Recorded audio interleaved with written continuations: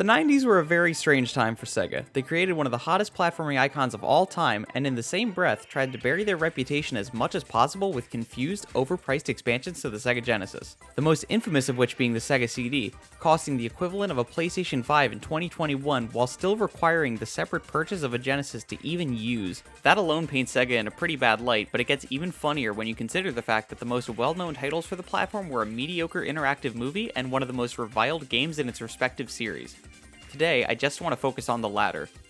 The reception of Sonic CD in the public consciousness has always been a puzzling one to me. Many claim it to be the most overrated Sonic title, but it always seemed to be one of the least popular games in the series. If nothing else, people were at least pretty mixed on it. Many of the internet's top creators continue to rip it to shreds with reckless abandon, and to this day, it doesn't really have the following to defend against that notion. After years of being fed the idea that the game was this unsalvageable dumpster of poorly executed mechanics and level concepts, I took it upon myself to see just how bad it truly was. I basically knew everything there was on offer in Sonic CD. What could the game have in store that could possibly surprise me? Well, that's what I thought anyway when I was a bit younger and more naive. Despite my preconceptions towards the game, I always had a thought in the back of my mind that there might be something buried within Sonic CD that would stick with me.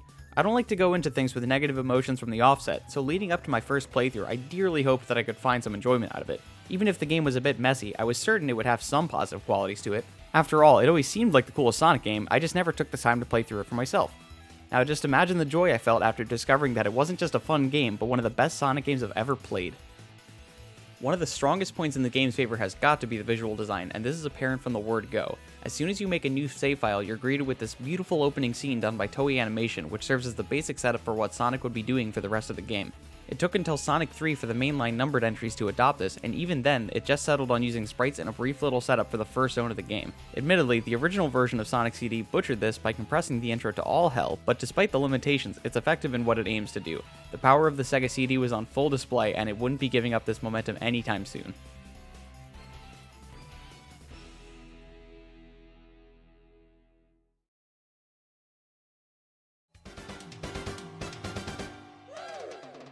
You don't need an art degree to look at Sonic CD and admire just how cool everything looks. The way the game blends abstract shapes with its diverse color palette is incredibly striking to say the least. Before Mania, you could easily argue that this was the best looking game in the entire series and nobody would scoff at you.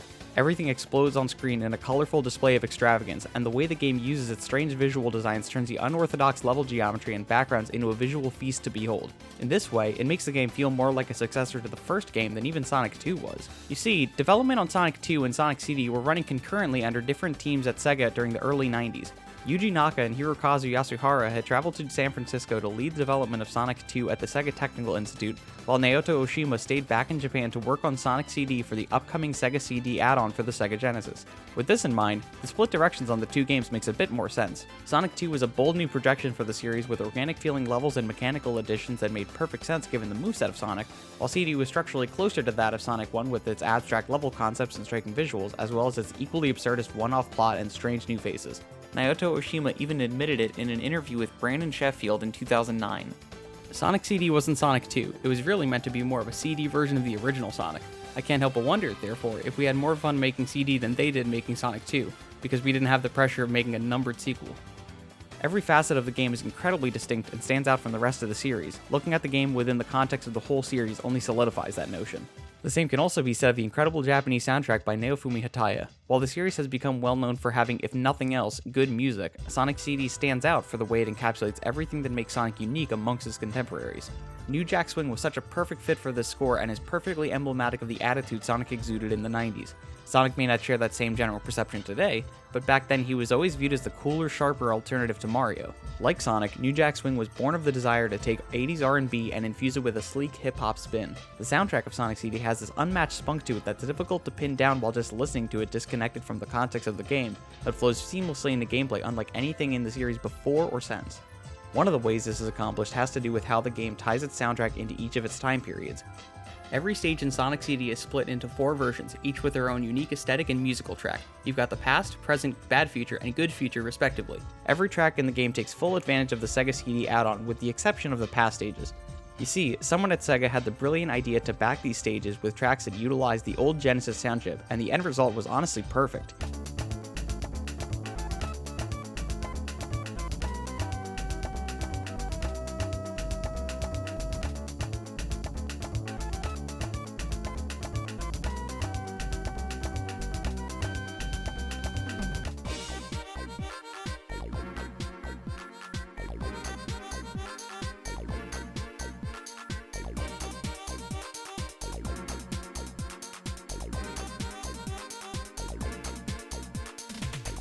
The upbeat chiptune nature of these renditions contrasts wonderfully with the hypnotic flow found in the present and good future, and with the mechanical rhythm of the bad future. The soundtrack has such a grand range to capture every possible emotion during play, while simultaneously restricting itself to the confines of a single genre of music. All of this probably paints a pretty clear picture of the quality of Sonic CD on a surface level, but everything I just stated only covers the universally agreed upon good aspects of the game. Even its harshest critics are willing to admit that the game has strong things going for it, but at the same time they usually share many similar problems with it. A lot of the hostility towards Sonic CD has to do with its level design, and on the surface it's easy to see why. The earlier Sonic titles on the Genesis often had a focus on restricted level routes with merging spots at multiple points throughout. This was great for two main reasons. First and most obvious, it was a seamless way for the level designers to guide the player towards the goal while still allowing room for player freedom and replayability. Much of the fun of Sonic levels comes from staying on the high path for long stretches of time, as this was often the hardest route to maintain without dropping to lower sections of the stage. Another benefit has to do with the aesthetic of the levels themselves. The structure of most of the zones lends to a feeling of tangibility to them, like they could be real locations in the universe of these games.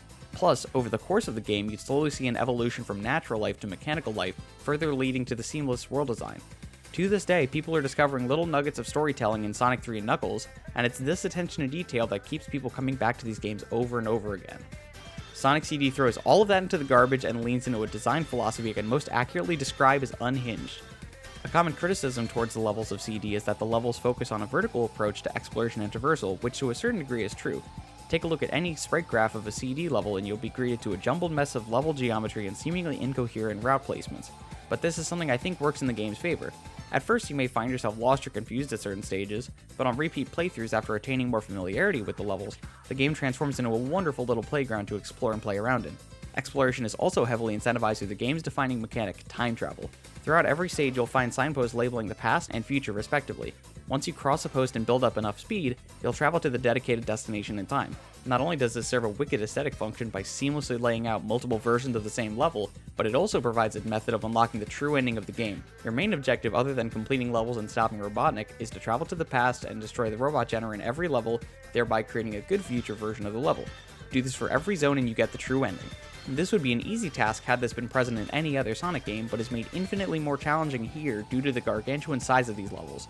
Most of the generators are really well hidden, with some of them bordering on obscene in their placements.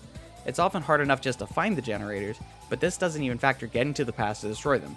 As I mentioned earlier, signposts labeled with different points in time are used to jump through time, but this requires building and maintaining speed for a prolonged period of time. Unfortunately, the levels can make this pretty difficult to actually perform. The levels are often structured vertically, with horizontal routes being more segmented and difficult to maintain. If you attempt to travel through time and are abruptly stopped, you'll lose the opportunity to time travel and will have to find another signpost, as the one you last used will be deactivated. Now admittedly, it's easy to look at this and label it as a poor design choice. Why would you build a mechanic that's antithetical to the structure of its levels? Well, I'm not convinced this is actually the case. Most Sonic titles have this quirk where on your first playthrough, speed and momentum can be interrupted by seemingly random obstacles, enemies, and walls. This can be frustrating on your first go, but as you play the levels multiple times, you'll get a better grip on the level design and can more freely explore and play to your heart's content. The difference in momentum between your first playthrough and even just your second is immense. Sonic Mania is a great example of this. It's the Sonic game I've played the most of by a considerable margin, and it's all due to the replayability of its stages. It's so fun to just blast through every route with speed and precision. Few other platformers can claim to capture that feeling. Sonic CD is no different. Most annoying elements can be sidestepped on repeat playthroughs, whether that be parsing the level design, tracking the generators, or maintaining flow to your play. Sure, on your first playthrough you may struggle to build and maintain speed for time travel, but experience with the levels makes it far more manageable.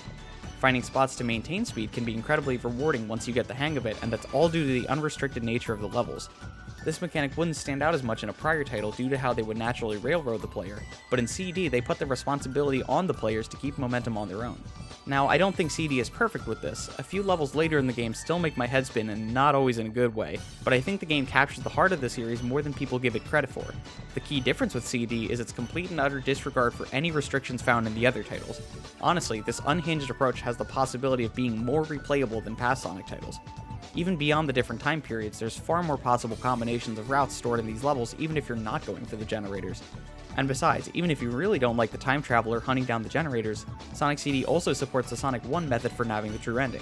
Getting to the end of a stage with 50 rings takes you to these trippy-ass special stages where you have an opportunity to collect one of the 7 time stones. Getting every stone defaults every future to the good version, whether you destroy the robot generator or not. Some of the most impressive sprite work in the entire series can be found in these stages, so even if you're just going after the generators, you may find yourself trying out the special stages just for the sheer spectacle alone. Thankfully, not only do these look great, but they're actually really fun to play. Sonic 1 and 2 can be pretty miserable if you're going after the Chaos Emeralds, but these stages are just as chaotic and fun as the main game while still offering a good challenge with room for strategy and creativity. Even though the true ending isn't exactly the most fulfilling completion reward, I think it's cool that the game allows for so many methods of play.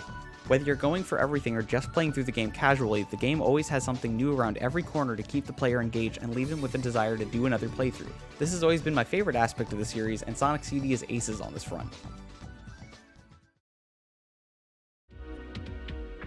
Giving the player this level of freedom regardless of the cost is something I find incredibly admirable, even if it doesn't always translate to elegant design. While I love how loose and expressive the time travel is for most of the game, a few of the late game zones stand out for how incredibly restrictive they can feel.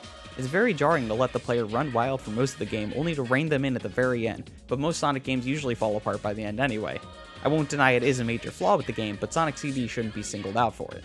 Despite its rough edges, I loved Sonic CD, and I'm so glad I finally gave it the chance it deserved. I'd highly recommend trying it out if you haven't already. You may be surprised by what it has on offer.